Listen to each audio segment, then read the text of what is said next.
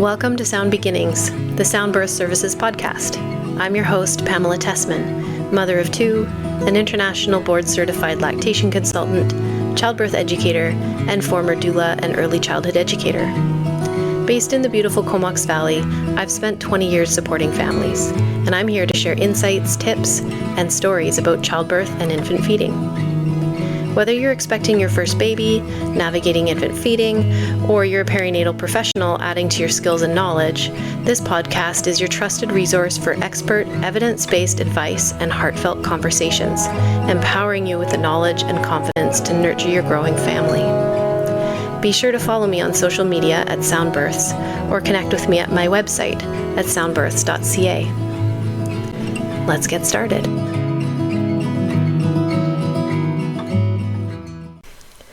Hi everyone, welcome back. Thanks for joining me again. I'm your host Pamela, and today I apologize. I'm getting this episode out quite late. We completely missed World Breastfeeding Week because, in all honesty, I was just too busy enjoying my summer. But nevertheless, I wanted to take a few moments to share some info about those early days of feeding your baby. We're going to be talking about feeding a full-term healthy baby. So if you have a preemie baby or a baby with health complications, please find an IBCLC in your area to help you in feeding your baby, because this will be different advice than what you need.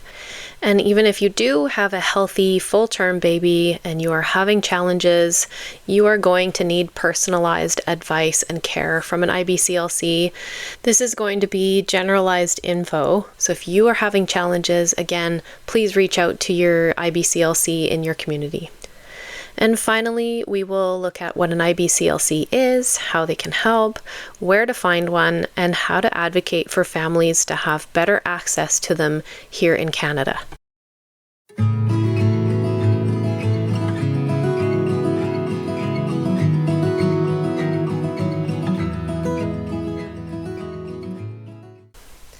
So let's start off with a bit of the science behind lactation.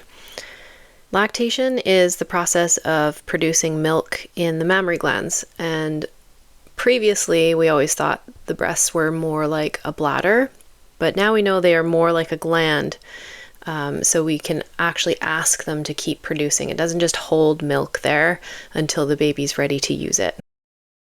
So hormones like prolactin and oxytocin are the main hormones in milk production and releasing the milk.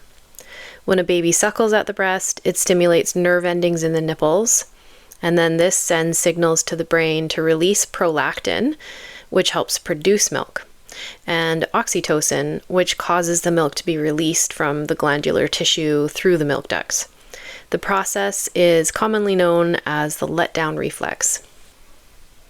So there's 3 stages of milk production, and the first stage starts at about 16 weeks of pregnancy until a few days after birth.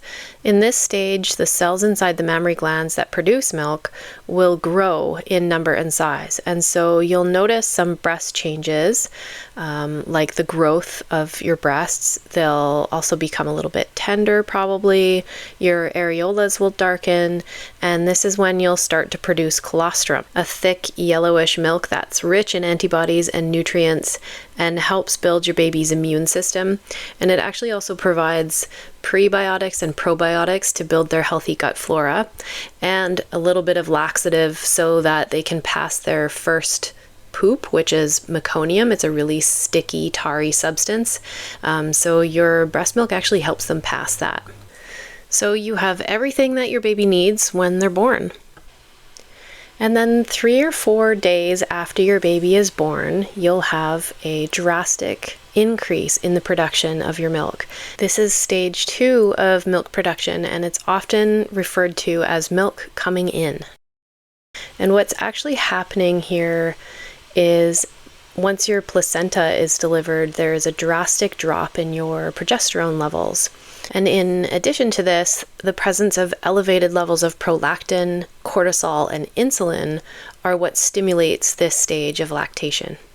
So this stage of lactation is a bit of a delicate one and is where we can get into a bit of a bumpy road if that dance of hormones isn't initiated quite as smoothly as we would like. So there can be delays in this stage of lactation. This can be caused by certain health issues in the parent, or a complicated birth process, or a baby with health challenges, or a baby who is jaundiced, which is actually a really common physiological process after birth, but can sometimes cause complications. Other causes are retained products of conception, so pieces of the placenta remain in the uterus, and this is a problem because this prevents that drop in progesterone that we need for that second stage of lactation to begin.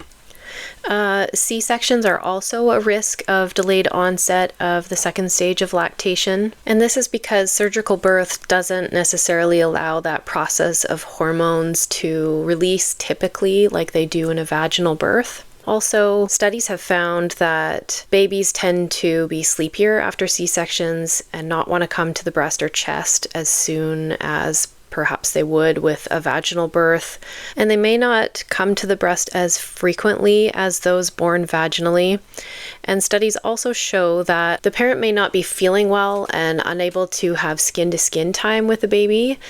And we know that babies have a series of pre-feeding behaviors that they need to go through in order to use their reflexes for feeding. And so if this doesn't happen, then feeding can be further delayed.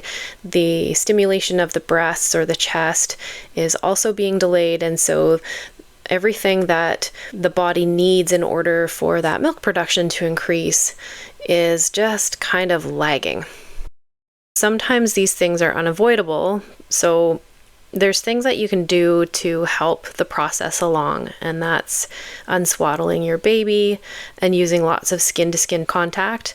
That will benefit your baby by regulating everybody's nervous system and allowing your baby to move through these instinctual pre-feeding behaviors that they have. So you or your partner can do this. And if your baby's not quite ready to come to the breast or the chest, and you're not feeling well enough to hold your baby, perhaps you can do some hand expression every 2 to 3 hours. This can really help ensure your body knows that it's time to transition that milk. I really recommend hand expression over pumping at this stage because it's just more effective than a pump, because that colostrum is just so sticky. So learn how to do this hand expression ahead of time before you have your baby so that you feel really confident if that is necessary. And if you have any endocrine health conditions such as hypothyroidism, PCOS, insulin resistance, you can continue taking the medication that you might be on, and this will help support your milk production. And finally, stage 3 of lactation is the maintenance of your milk production, and this starts at about day 9 postpartum. And this is when the hormones of lactation are less relied upon than the removal of milk. And so this is why frequent removal of milk, frequent feedings, or frequent pumping is going to establish, support, and maintain your milk supply. And this stage doesn't end until you wean your baby.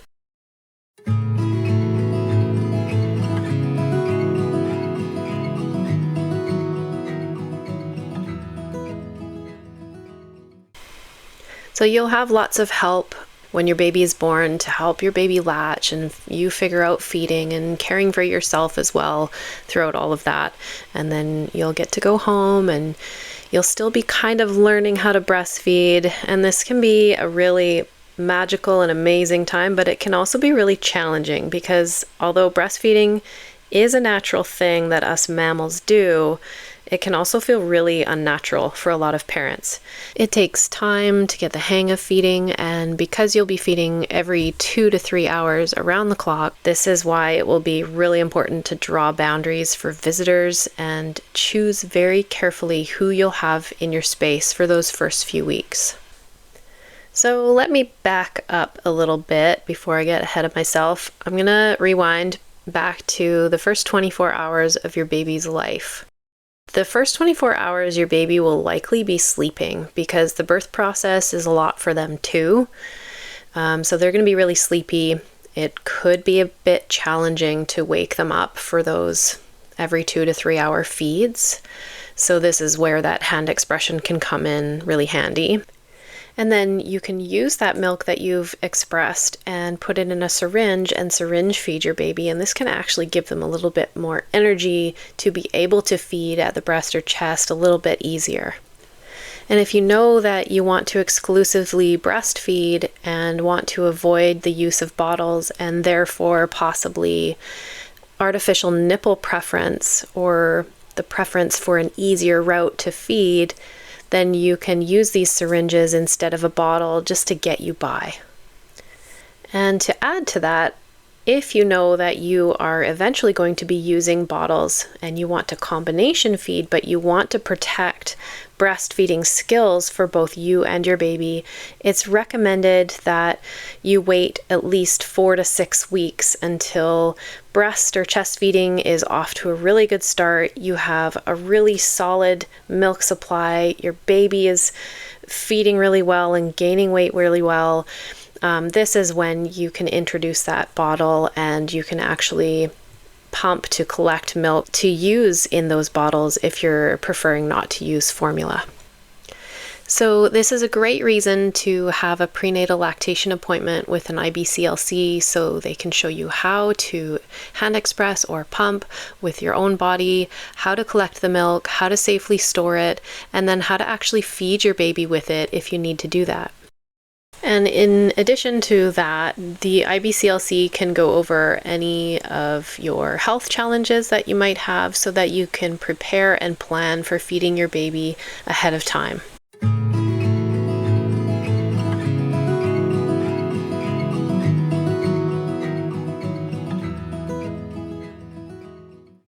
And then the next night, they wake up more often and they cry more. And this is often referred to as day 2 syndrome. It's not actually a syndrome, but it's like a really common behavior from newborn babies. Your baby is much more aware of the fact that they aren't cozy in the womb anymore, and all the sensations of the outside world are overwhelming them. They need lots of comforting from you with that skin-to-skin time and suckling at the breast or chest as often as they need. So during this time, many parents think that maybe they don't have enough milk because their baby's crying so much. But in reality, they are just adjusting to the outside world. Breast or chest feeding will not only soothe and feed them, but this frequent feeding also helps to establish a good milk supply. So it's a really natural process that happens between you and your baby. It's a little dance. Newborns typically feed 8 to 12 times per day and possibly more during really normal cluster feeding stages. This can seem overwhelming, but it's important for stimulating your milk production. So you can kind of plan ahead for this stage by ensuring that you have a really cozy sleeping area for everybody, a really safe sleeping area for your baby, taking turns between you and your partner or another care provider or a postpartum doula to get through this day 2 syndrome so that you can take turns doing the skin-to-skin, feeding on demand, and I promise you'll get through it.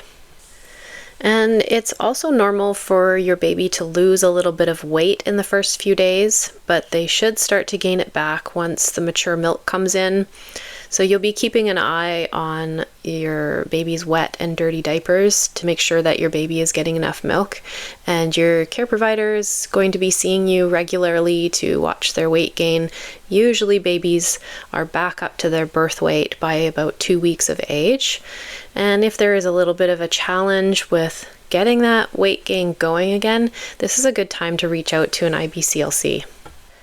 And you can also reach out to a lactation consultant if you have latching difficulties, if you have sore nipples, you're concerned about your milk supply, maybe your baby comes to the breast and they get sleepy, and then when they get off the breast, they start crying, and so things are kind of feeling confusing. Don't wait it out, just ask for extra help if you need it.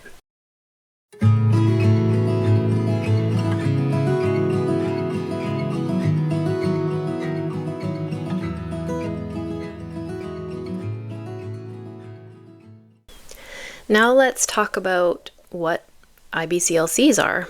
because I think this is not well known for a lot of people, what the differences are between an IBCLC or a lactation counselor or a La Leche League leader. There are differences, and the top gold standard of lactation care is an IBCLC. We have extensive and comprehensive training in human health and lactation and infant and child development. We are the specialists in the clinical management of breastfeeding. And although we deal with breastfeeding or chest feeding or body feeding, we also deal with bottle feeding and formula feeding and starting solids and all sorts of things. So I like to think of us as infant feeding experts rather than just lactation experts. You can find an IBCLC through hospitals or public health or in private practice. In the United States, you're likely to have insurance that covers your visit with an IBCLC, but here in Canada, it's a bit trickier. A care provider who has an IBCLC designation can bill MSP for your visit for babies aged 6 weeks and under. However, beyond 6 weeks, or if you're seeing a private practice LC like myself, it will require a fee. Some extended health plans will cover your visit and maybe the cost of a breast pump, but this isn't common, unfortunately. And while we are overseen by an international board, there are so few IBCLCs in Canada that we're not able to sustain a regulating body or college in order to be recognized and funded by our governments. I've created a petition for BC residents to advocate for the inclusion and recognition of IBCLCs in our medical services. I'll leave that link in the show notes for you, and please go sign it and share it. And a couple other ways that you can advocate for IBCLC care and the infant feeding expertise they provide is to advocate in your own workplace for the lactating parents that you work with. You can support the creation of policies or talk to your employer about getting lactation care added to your extended health plan. And then you can do things like supporting a new parent by offering them encouragement and practical help. Sometimes just a listening ear can make a huge difference. You can share accurate information about breastfeeding benefits and the supports available. You can help dispel any myths and misconceptions. Maybe purchase a gift certificate from an IBCLC for someone who you know is about to go on maternity leave. There's all sorts of ways to support new families with breast or chest feeding. And then finally, you can donate to certain organizations like the Canadian Lactation Consultant Association, or your local milk bank, or your local breastfeeding support group. I will put some links in the show notes for those as well.